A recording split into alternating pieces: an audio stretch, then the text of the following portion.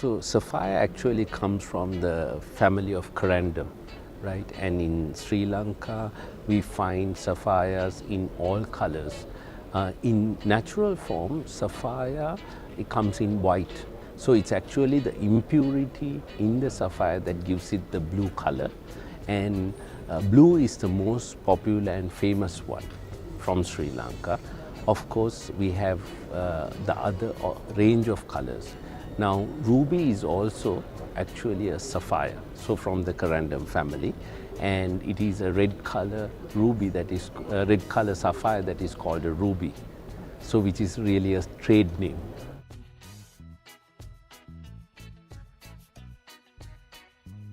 So the most popular ones are the blue, the ruby, which is the red, then you find the pink sapphire, yellow sapphire, and a lot of the pastel shades as well, from peach to teal color. And of course, Sri Lanka has a very special stone, which is the Patparaja, which is also known as the king sapphire. This really became popular with the Japanese going back 25 years ago, and it also is the color of the lotus flower in Sri Lanka. And when you look at the sunset, so it's the color just before the sun sets. So that is the Patparaja.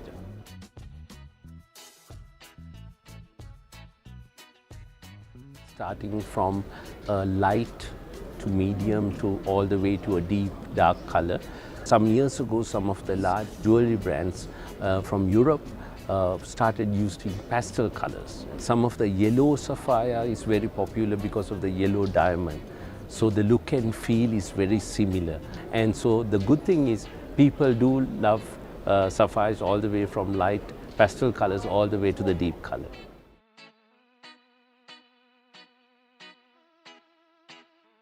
So the blowpipe heating method, which has been done in Sri Lanka for over 40 years, for decades, and it's very popular. It was mainly used initially for the pink sapphire, for the dispersion of the purple in the stone, so that the stone brought more uniformity.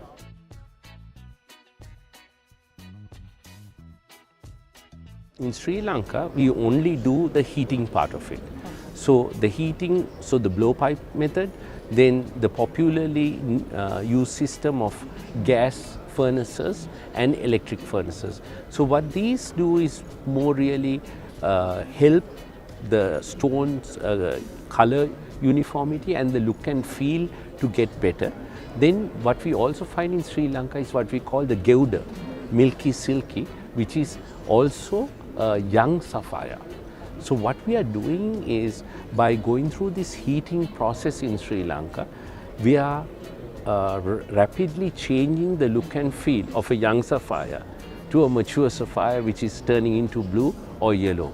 So this is an age-old tradition, and these sapphires, which is only heated, is almost similar to a natural sapphire, because if everyone in the world wanted only a sapphire which is unheated, then the price of sapphires would really go up. Absolutely. So this way, there's an opportunity for everyone to be able to buy and own a sapphire.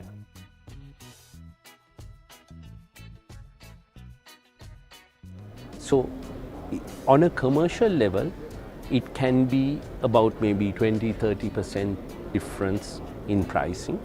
But at a collector level, it can be a very special piece, you know, you're like as if a piece of art. So like the heating process does a very permanent change for the sapphire or the gewda, so the price is almost very similar, so it's not a big difference, right? Maybe 30%.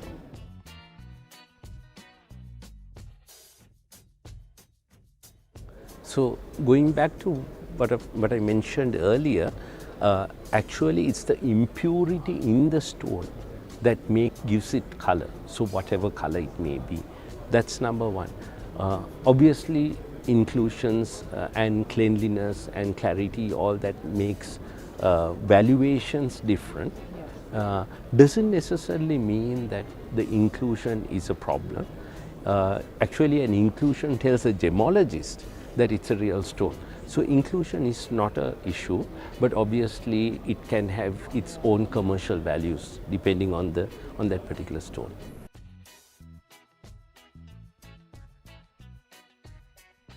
Actually, that in Sri Lanka we don't believe, because in Sri Lanka they ask you to wear a dark blue stone, which they call kaka neelam, right? Which is a dark neelam, Yes, right? which is also a trade term. Trade term. So kaka neelam. So the kaka neelam is asked to be worn as for astrological purposes. So it's slightly different to India, but said that today I think most of the consumers in India also, I have a lot of customers and friends who do wear blue sapphire, but then they don't believe in that aspect of the blue being a issue.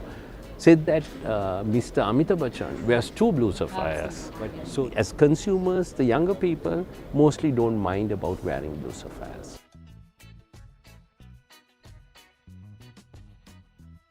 Actually, sunlight and light in itself is one of the most important things in gemstones, because it's about dispersion of light, right? So it's what comes out, reflects back from the stone.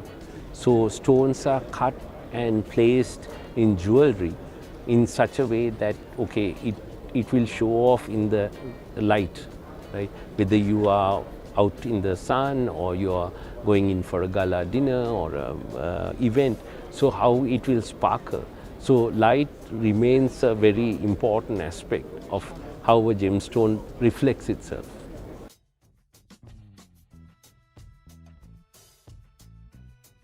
Yes, of course, there are from the star sapphires, like even things like the Star of India, which may have been named at that time during colonial times when it was taken, because Sri Lanka was just a drop next to India. So the identification of some of the stones that may be in jewelry owned by the royal families around the world, so many things from Sri Lanka.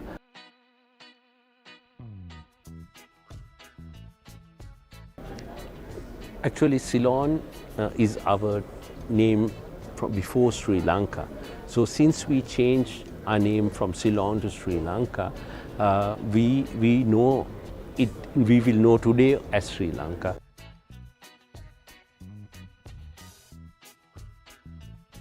So one of the main things from the Sri Lankan stones are the silk that comes in the stone, and that we used to previously cut, most of those stones used to be cut into star sapphires, but because of we have gained so much knowledge in the heat processing as well, sometimes without cutting 30 carat star sapphire, they would heat it and make it clear the silk from that stone and cut it into a beautiful 30 carat faceted stone, which may be of a higher value in the marketplace.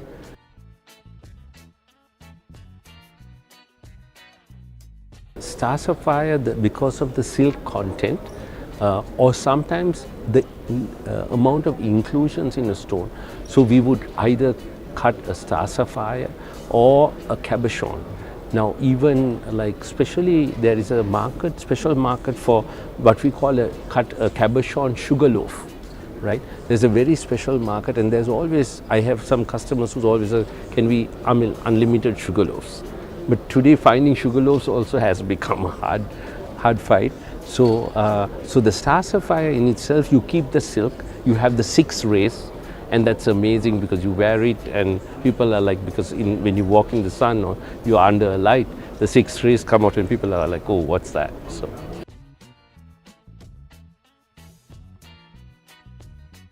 So sapphires have quite a few sources, Sri Lanka being one, Kashmir being one, and Australia, Thailand, China, and now Africa, Madagascar, Tanzania and other parts. For example, you could find a Kashmir character looking sapphire in an area called Elahara.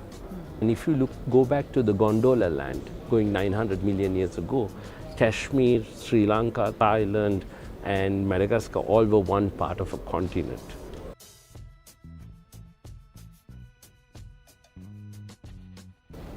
So that is where the Sri Lankan sapphire is very bright, right? And then the Kashmiri sapphire has a different nature in it.